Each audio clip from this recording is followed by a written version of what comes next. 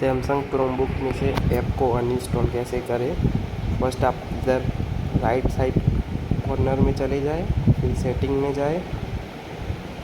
Setting को open करके आप इधर ऐप्स में चले जाए।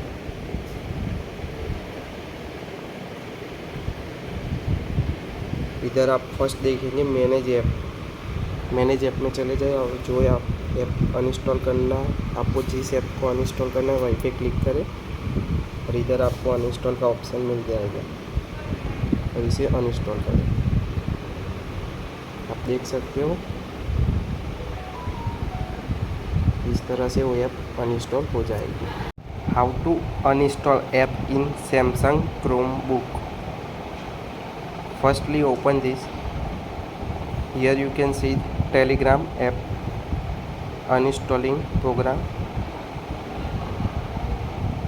Firstly, open setting.